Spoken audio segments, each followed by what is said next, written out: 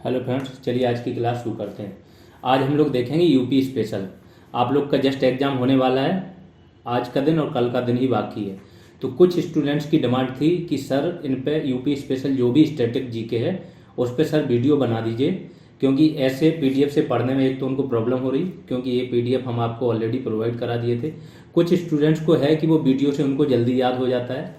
कुछ ये बोल रहे थे कि सर ट्रैवलिंग में रहेंगे तो एटलीस्ट ये वीडियो देखते रहेंगे तो स्टैटिक जीके आपका हो जाएगा। फिर हमने भी सोचा कि कम से कम 7 से 8 क्वेश्चंस आपके डायरेक्ट आएंगे, ये जो भी शॉर्ट 2 से 3 वीडियोज बनेंगे, जिसमें किसी में सॉयल एग्रीकल्चर आ जाएगा यूपी का, किसी में यूपी के वन आ जाएंगे प्लस वाइल्ड लाइफ आ जाएगा, किसी में जलवायु आ जाएगी। इस प्रकार से 2 से 3 क्लासेज में आपका खत्म हो जाएगा शॉर्ट फॉर्म में। तो चलिए शुरू करते हैं। सबसे पहले चीज़ वही है कि यूपी में वन देखना है आपको। तो यूपी में वन देखना है तो यूपी का नक्शा पता होना चाहिए, जैसे इस टाइप का नक्शा है यूपी का, ठीक है। तो यूपी में वन देखना है आपको। तो एक तो ये पूरा हिमालय, इसके ऊपर हिमालय वाला क्षेत्र है। ये आपका कौन सा क्षेत्र है? भाबर वाला क्षेत्र। फिर ये तराई वाला क्षेत्र यूपी का। तो भाबर तराई क्षेत्र में सर्वाधिक वन यहीं पाए जाते हैं। फिर कुछ यहाँ पे वन पाए जाते हैं। ये वाला आपका क्षेत्र है नीचे, ये कौन सा क्षेत्र है आपका? सोनभद्र वाला क्षेत्र। तो यहाँ वन पाए जाते हैं। तो यही बोल रहा है कि उत्तर प्रदेश में सर्वाधिक वन कहाँ पाए जाते हैं? तराई एवं भाबर क्षेत्रों में पाए जाते हैं। वनों के मुख्यतः 3 प्रकार पाए जाते हैं यूपी में, ठीक है।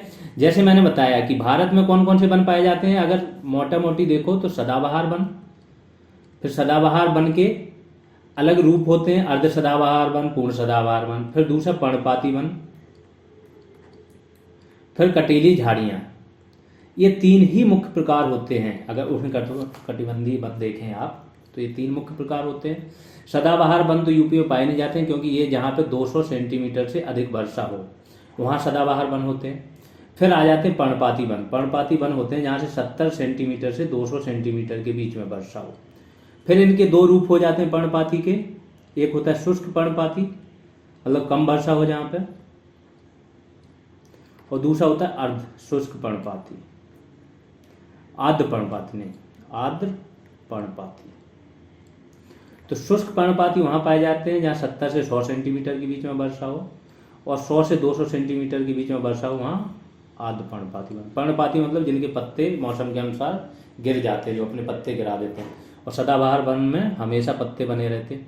तो ये तो मैंने बता दिया आपको विशेषता है। तो यूपी में अधिकतर वन आपके क्या है, मैक्सिमम यही है पर्णपाती, या तो शुष्क होंगे या आर्द्र होंगे। तो ये बोल रहा है कि उष्णकटिबंधीय आर्द्र पर्णपाती वन पाए जाते हैं यूपी में, दूसरे शुष्क पर्णपाती वन पाए जाते हैं, और तीसरे कटीली झाड़ियाँ। झाड़ियाँ वहाँ पाई जाती हैं जहाँ 70 सेंटीमीटर से कम वर्षा हो या 50 सेंटीमीटर से कम वर्षा हो। अब आ जाते हैं उत्तर प्रदेश में उष्णकटिबंधीय आर्द्र पर्णपाती वन कहाँ आर्द्र हैं, मतलब यहाँ पे वर्षा ज़्यादा चाहिए, पानी ज़्यादा चाहिए। तो ये तराई क्षेत्रों में, तराई और भाबर क्षेत्र ऐसे होते हैं जहाँ पे पानी भरा रहता है, नदियाँ निकलती हैं, पानी, ये दलदली क्षेत्र होते हैं, तो यहाँ पे पाए जाते हैं।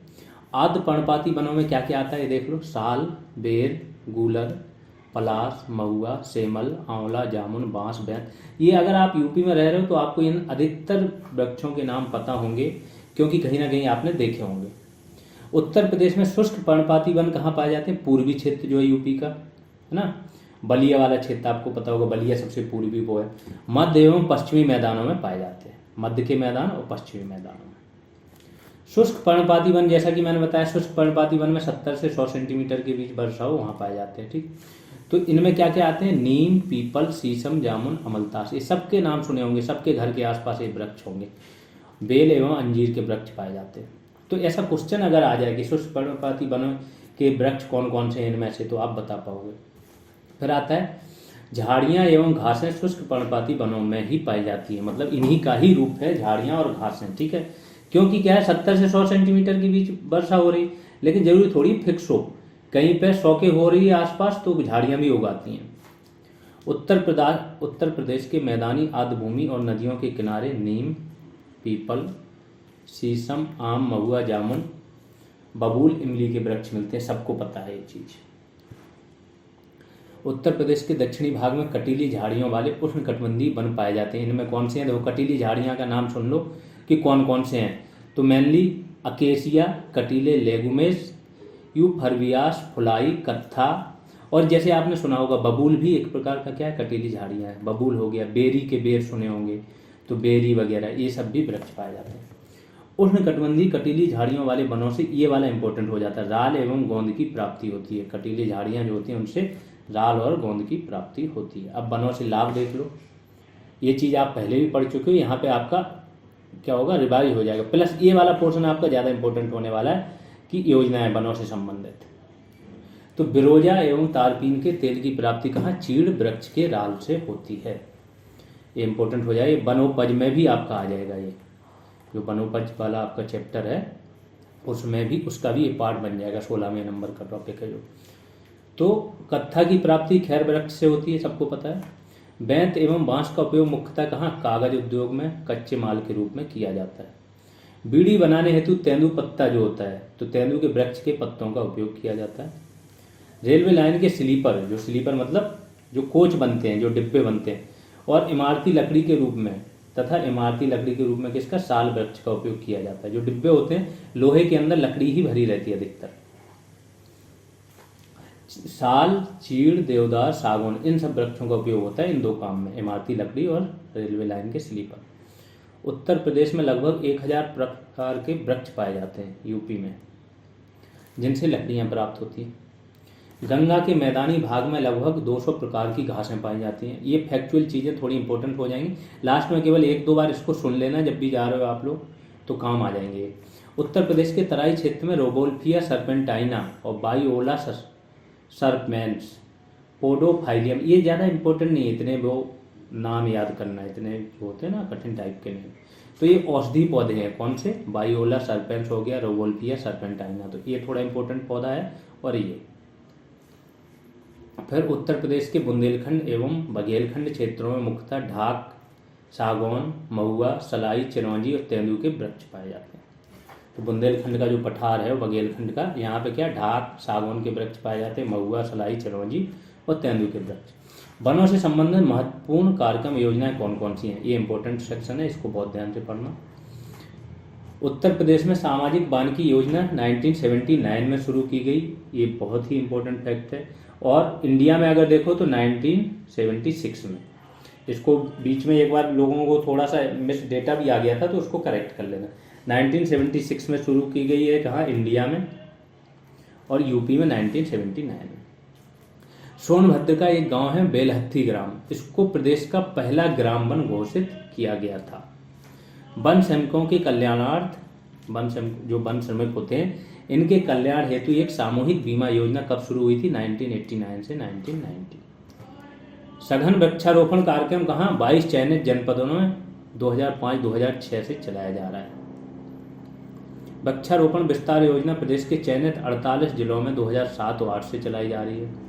ये पुरानी सारी योजनाएं आ जाएंगी, तो जो लोग योजनाएं कर रहे थे कि योजनाएं पढ़ा दीजिए, वो सब आ जाएगा यहाँ पे। बांस रोपण एवं वन सुधार योजना प्रदेश के ललितपुर, चित्रकूट, महोबा, मिर्जापुर, सोनभद्र जिलों में कब से, 2007-08 से चलाई जा रही। बांस रोपण, बांस का रोपण क्यों कर रहे हैं, क्योंकि कागज उद्योग में उपयोग होता है, तो एक रोजगार मिल जाएगा, दूसरा वनों की कटाई रुक जाएगी।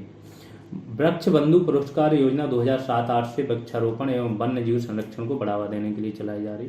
राज्य जैव विविधता बोर्ड निधि मतलब एक प्रकार का फंड 2007-08 से, और इसका उद्देश्य क्या है, ये चलाई जा रही 2007-08 से। इसका उद्देश्य जैव विविधता के संरक्षण, संसाधनों का अनुकूलतम उपयोग तथा केंद्र सरकार के साथ इस क्षेत्र में सहयोग करना। फिर उत्तर प्रदेश में वनों की सुधार एवं वनों पर निर्भर जन समुदाय के निर्धनता उन्मूलन के दृष्टिकोण जापान जायका करके एक है एजेंसी, यही बुलेट ट्रेन को भी यही वो कर रही फंड, जायका, ठीक है। जो आपकी विदेशी जितनी भी फंडिंग होती है जापान की, ये जायका करती है, जापान इंटरनेशनल कोऑपरेशन एजेंसी द्वारा वित्त पोषित Uttar Pradesh participatory forest management and poverty alleviation project वित्तीय वर्ष कब से, 2008-09 से क्रियान्वित किया जा रहा है। ये कहाँ किस जिला में, ये इतनी इंपॉर्टेंट नहीं है। फिर ईंधन एवं चारा प्रोजेक्ट 1990-91 से, तो ये वाले प्रोजेक्ट याद रखना है, ईंधन एवं चारा प्रोजेक्ट। तो ये बहुत याद नहीं करने पड़ेंगे, लास्ट टाइम में पढ़ के जाओगे, अगर डायरेक्ट क्वेश्चन आ जाएगा तो ऑप्शन दिख जाएगा, आप कर जाओगे। फिर आते हैं इंटीग्रेटेड फॉरेस्ट प्रोटेक्शन स्कीम, वनों को अग्नि एवं चोरों से सुरक्षा हेतु है, ठीक है। तो वनों को आग से बचाना और चोरों से सुरक्षा हेतु क्या, इंटीग्रेटेड फॉरेस्ट प्रोटेक्शन स्कीम। तो इंटीग्रेटेड मतलब समन्वित, समन्वित का मतलब समन्वय किया गया। तो दो ही वनों को खतरा क्या, दो ही चीज़ों से होता है, एक आग लगा दो या जो चोर हैं काट के ले जाएं वनों की लकड़ियों को, तो दोनों को समन्वय करके ये स्कीम चल रही है। वन सुरक्षा योजना वनों के अवैध कटान वन क्षेत्र में अतिक्रमण को रोकने हेतु 27 जिलों में चल रही है। लखनऊ वृक्षारोपण परियोजना 2004-05 से चल रही है। वृक्ष प्रतिपालक एवं वृक्ष मित्र योजना ग्रामों और शहरों में वृक्षारोपण को बढ़ावा देने के लिए है।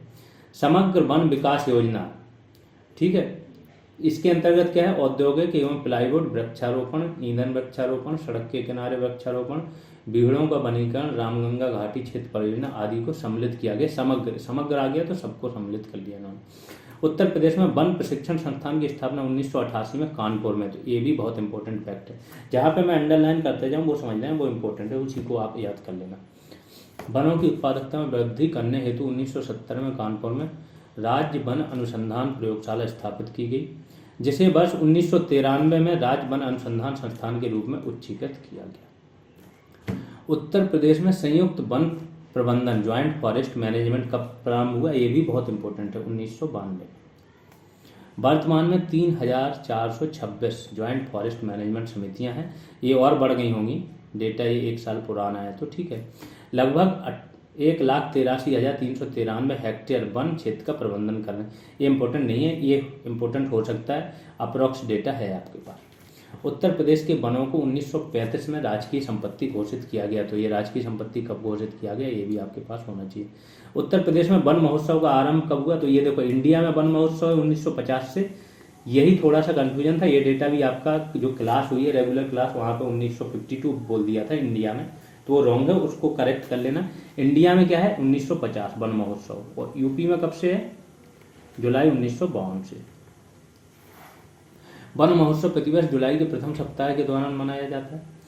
वन महोत्सव आंदोलन का मूल आधार क्या है, वृक्ष का अर्थ जल है, जल का अर्थ रोटी और रोटी का अर्थ क्या है, जीवन, तो इसका मूल कथन है। वन अनुसंधानशाला कहाँ, देहरादून। जब ये स्थापित की गई होगी तो कहाँ थी, यूपी में ही था, उत्तराखंड। उत्तर प्रदेश के वन सेवा के अधिकारियों और कर्मचारियों को प्रशिक्षण भारतीय वन महाविद्यालय देहरादून में दिया जाता है। तो यूपी के जो खुद के स्वयं के वन सेवा के अधिकारी कर्मचारी हैं उनको कहाँ, भारतीय वन महाविद्यालय देहरादून में ही प्रशिक्षण दिया जाता है।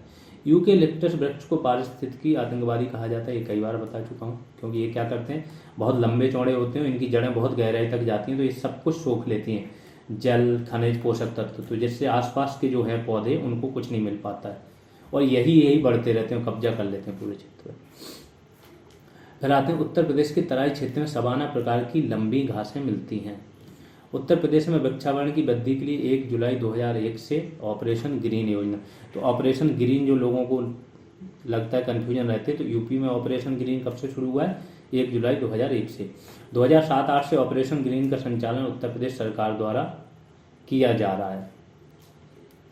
तो 2007-08 से ऑपरेशन ग्रीन का संचालन, इसको एक बार कंफर्म कर लें, दोनों फैक्ट सेम उसमें दे दिए हैं इन्होंने, ठीक है। इसको अभी मैंने वेरीफाई नहीं किया है, तो आप लोग एक बार देख लेना कि ऑपरेशन ग्रीन मेनली कब से शुरू हुआ। ऑपरेशन ग्रीन का संबंध वन क्षेत्रों के विस्तार से, यही होता है। देखो ये सबसे जो है ना मोस्ट ऑथेंटिक यूपी के लिए जो बुक है वो है ये, उससे हमने ये चीज़ें ली हैं। अब वो भी 2-2 प्रकार के फैक्ट दे रहे हैं, तो स्टूडेंट या कोई भी कंटेंट मेकर है वो कहाँ से लाएगा कंटेंट। उत्तर प्रदेश में वन क्षेत्रों को बढ़ाने के लिए बरेली, पीलीभीत, बिजनौर, मेरठ, बदायूं, सहारनपुर जिलों में हाईटेक नर्सरी विकसित करने का कार्य शुरू किया गया। कॉन्सेप्चुअल चीज़ें हो तो कोई भी क्लियर कर दे, वहाँ पे कुछ दिक्कत नहीं होती है, लेकिन ये फैक्चुअल चीज़ें तो सिर्फ बुकों पे लोग डिपेंड होते हैं। 11 जुलाई 2016 को उत्तर प्रदेश सरकार द्वारा ग्रीन यूपी क्लीन यूपी अभियान के तहत 5 करोड़ से अधिक वृक्ष लगाने का रिकॉर्ड स्थापित किया गया था।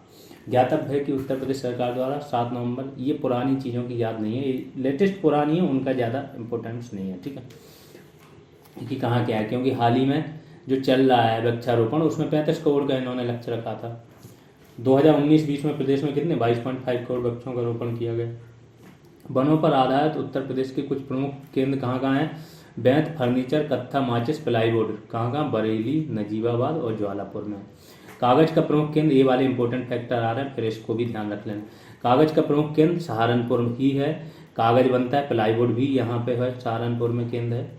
बीड़ी, चीनी मिट्टी के खिलौने कहाँ हैं, मिर्ज़ापुर, झांसी, सहारनपुर, बरेली। लकड़ी के खिलौने कहाँ है? सोनभद्र और वाराणसी। खेल का सामान मेरठ है, आगरा में भी कभी कभी होता है। चमड़ा भी आपका आगरा और कानपुर होगा। ठीक, अब आ जाते हैं, अब फिर से एक नई इंपॉर्टेंट चीज़ें आ रही हैं। यूपी के आपके पक्षी वन्यजीव विहार हैं, यूपी के जितने भी वन्यजीव विहार हैं, पक्षी वन्यजीव विहार, उनकी बात हो रही। तो सबसे पहला इस पे बात कर लेते हैं। टोटल कितने? 14 है ना, 14 है। इसमें से लाख बहोसी पक्षी विहार जो आपका है कन्नौज, वो सबसे बड़ा है। इसके बाद एटा, अभी देखेंगे कौन सा है। चलिए शुरू से 1 बाई 1 पढ़ लेते हैं। शहीद चंद्रशेखर आजाद नवाबगंज पक्षी विहार, पक्षी वन्यजीव विहार, 1984 में इसकी स्थापना हुई। कहाँ है? उन्नाव में। फिर समसपुर, ये कहाँ है? रायबरेली, जहाँ से सोनिया गांधी जी चुनाव लड़ती हैं, वहाँ से। लाख बहोसी पक्षी वन्यजीव विहार कहाँ है? कन्नौज में। ओखला पक्षी वन्यजीव विहार, ये तो दिल्ली के आसपास ही है ओखला, तो कहाँ है? गौतम बुद्ध नगर। बखीरा, बखीरा कहाँ है? संत कबीर नगर। सांडी पक्षी विहार कहाँ है? हरदोई। डॉक्टर भीमराव अंबेडकर पक्षी वन्यजीव विहार कहाँ है? प्रतापगढ़ में। शेखा झील पक्षी विहार कहाँ है? आपका अलीगढ़। समान कहाँ है? आपका मैनपुरी में। जयप्रकाश नारायण सुरहाताल पक्षी वन्यजीव विहार कहाँ है? आपका बलिया में। सुर सरोवर या कीथम लेक जिसको बोलते हैं ना, ये आगरा के पास है, आगरा इटावा। पार्वती अर्गा कहाँ है? गोंडा में। विजय सागर पक्षी विहार महोबा में है ये। और पटना पक्षी विहार, ये सबसे छोटा है आपका, एटा वाला। तो सबसे छोटा हो गया आपका पटना, और सबसे बड़ा हो गया लाख बहोसी पक्षी वन्यजीव विहार। ये याद रखना, बाकी सबके नाम और कौन कहाँ है। ठीक है, थोड़ा विजय सागर बता दें, महोबा तो आला उदल की जिसने कहानियाँ सुनी हो तो उसमें इनका जिक्र है। इसका मैनपुरी में आपका समान है ही। समसपुर मैंने बता ही दिया, ये रायबरेली है जहाँ सोनिया गांधी चुनाव लड़ती है। लाख बहोसी आपका कन्नौज में सबसे बड़ा है। ओखला दिल्ली के पास है। बखीरा से कबीरा लगा सकते हो, तो बखीरा आपका कहाँ है? संत कबीर नगर। सांडी आपका हरदोई है। इस प्रकार से इसको याद करने की कोशिश करना, कुछ वो करके। मैंने तो बहुत डायरेक्ट याद कर लिए थे ये समान, समसपुर, सांडी, सुरसई, नावर एक झील है। फिर आ जाते हैं वन्यजीव विहार पे, आ जाते हैं वाइल्ड लाइफ सेंचुरीज पे यूपी की। तो यूपी के वन्यजीव विहार देख लेते हैं। और भी हैं वन्यजीव विहार यूपी में, तो ये मेन देख रहे हैं हम लोग कौन कहाँ है, जो पूछे जा सकते हैं। ठीक है, तो ये नहीं देखना है कि यूपी में टोटल है, ये नहीं बता रहा हूँ कि यूपी में टोटल इतने ही वन्यजीव विहार है। चंद्रप्रभा वन्यजीव विहार ये सबसे पुराना है, चंदौली में है। इसकी स्थापना हुई थी 1957 में। ठीक है, सबसे पुराना यही है। दूसरा है किशनपुर वन्यजीव विहार। फिर कतरनिया घाट, ये दोनों आपके कहाँ पे? दुधवा के आसपास ही है। किशनपुर कतरनिया घाट को मिला के कुछ बनाया भी गया था, आप लोग बताना क्या बनाया गया था। रानीपुर वन्यजीव विहार अभी हाल ही में टाइगर रिजर्व बना है, चित्रकूट में है, बांदा चित्रकूट। महावीर स्वामी वन्यजीव विहार, ठीक है, महावीर स्वामी वन्यजीव विहार ये कहाँ है? ललितपुर में। राष्ट्रीय चंबल वन्यजीव विहार कहाँ है? आगरा इटावा। कैमूर वन्यजीव विहार मिर्जापुर, सोनभद्र वगैरह में। फिर हस्तनापुर वन्यजीव विहार ये सबसे बड़ा है आपका, हस्तनापुर वन्यजीव विहार सबसे बड़ा है। ये कहाँ है? मेरठ, हापुड़, बिजनौर, अमरोहा, मुजफ्फरनगर, इतने सारे उसमें हैं।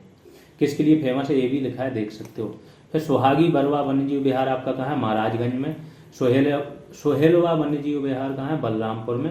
और कछुआ वन्यजीव विहार कहाँ है? वाराणसी में। तो इसमें सबसे छोटा कौन सा हुआ? महावीर स्वामी, ये सबसे छोटा है, ये सबसे बड़ा है, ये सबसे पुराना है, ये याद रखना है। बाकी सबके नाम वन्यजीव विहार हो गए। अब देख लेते हैं उत्तर प्रदेश में सामान्यतः पाए जाने वाले पक्षी, सब लोग जानते हैं, सबके आसपास गुजरे होंगे। कौवा, कबूतर, बगुला, सारस, कठफोड़वा, तोता, मैना, बुलबुल। ये अभी बहुत ही न्यूज़ में थे, क्योंकि एक सारस, एक व्यक्ति थे, वो सारस को उन्होंने बचाया था, बड़ी अच्छी मित्रता थी। फिर अखिलेश यादव जी इनसे मिलने चले गए, तो गवर्नमेंट ने सारस को भेज दिया वन्यजीव विहार में, शायद या चिड़ियाघर में। उत्तर प्रदेश का राजकीय पशु बारहसिंगा है, सबको पता है। फिर से इसको याद कर लेना, क्योंकि पशु पक्षियों की बात हो रही। राजकीय पक्षी कौन सा है? सारस या क्रौच। फिर उत्तर प्रदेश के राजकीय चिन्ह पे क्या? मछली और तीर धनुष की आकृति है। उत्तर प्रदेश में मछलियों की प्रमुख प्रजातियां कौन सी हैं? मत्स्य, हिल्सा, शॉल, तेगन। ज़्यादा इंपॉर्टेंट नहीं है, मांगोर देख लो, ये बिहार में पाई जाती है। राष्ट्रीय जलजीव कौन सा है? गंगा डॉल्फिन। राष्ट्रीय जलजीव गंगा डॉल्फिन उत्तर प्रदेश के कहाँ? मिर्जापुर और सोनभद्र जिलों में गंगा नदी में पाई जाती है। इसे स्थानीय भाषा में क्या बोलते हैं? सूसू। और ये गंगा नदी की जो डॉल्फिन होती है शायद अंधी भी होती है, इसको एक बार वेरीफाई कर लेना। उत्तर प्रदेश में गंगा डॉल्फिनों की कुल संख्या कितनी है? 1275। भारत सरकार तथा राज्य सरकार द्वारा 70-30 के अनुपात में national plan for conservation of aquatic ecosystem वर्ष 2013-14 से क्रियान्वित किया जा रहा है। उत्तर प्रदेश में हाथी कहाँ पाए जाते हैं? तराई एवं शिवालिक के गिरिपादों में, और यहीं पे ही आपका दूसरा क्या बना है? हाथी रिजर्व यूपी का। हाथी गणना आकलन 2020 के अनुसार उत्तर प्रदेश में 352 हाथी हैं। प्रोजेक्ट एलिफेंट के अंतर्गत उत्तर प्रदेश एलिफेंट रिजर्व की स्थापना 9 सितंबर 2019 से की गई, 2009 से सॉरी। इसके अंतर्गत कुल 744 वर्ग किलोमीटर का क्षेत्र है। उत्तर प्रदेश में चिंकारा विंध्य के जंगलों में पाया जाता है। विंध्याचल जो है, नीचे वाला जो पोर्शन है वो विंध्याचल पर्वत से लगा है, खासतौर से ये वाला मिर्जापुर और सोनभद्र वाला। प्रथम तेंदुआ जनगणना के अनुसार उत्तर प्रदेश में तेंदुओं की कुल संख्या 194 थी। उत्तर प्रदेश में शेर एवं गैंडा पशु लुप्त होते जा रहे हैं। उत्तर प्रदेश में गैंडा तराई क्षेत्र में ये भी पाया जाएगा, हाथी भी वहीं पाए जाते हैं। उत्तर प्रदेश में कुकरेल वन लखनऊ के समीप स्थित है। कुकरेल में ही अभी आपकी नाइट सफारी बनाई जा रही है, ठीक है। कुकरेल वन में 1984-85 से लुप्त प्रजातियों हेतु प्रजनन केंद्र भी स्थापित किया गया है। भूरा रीछ तथा कस्तूरी हिरण उत्तर प्रदेश के हिमालयी क्षेत्रों के समीप पाया जाता है। प्रदेश का सबसे पुराना वन्यजीव विहार चंद्रप्रभा, इसकी बात हो चुकी है। उत्तर प्रदेश में एकमात्र राष्ट्रीय उद्यान दुधवा है। दुधवा राष्ट्रीय उद्यान कहाँ है? लखीमपुर खीरी जिले में स्थित है। इसका कुल क्षेत्रफल कितना है? 490 वर्ग किलोमीटर है। ये सारे फैक्ट आपके लिए। 1968 में स्थापित इस वन्यजीव विहार को 1977 में क्या राष्ट्रीय उद्यान का दर्जा मिला। मतलब पहले वन्यजीव विहार था ये दुधवा, फिर 1977 में ये क्या हो गया? राष्ट्रीय उद्यान। दुधवा राष्ट्रीय पार्क को वर्ष 1987-88 में बाघ परियोजना के में शामिल किया गया। कालांतर में किशनपुर वन्यजीव विहार एवं कतरनिया घाट वन्यजीव विहार को भी इससे संबंध कर इसे दुधवा टाइगर रिजर्व का नाम दिया गया।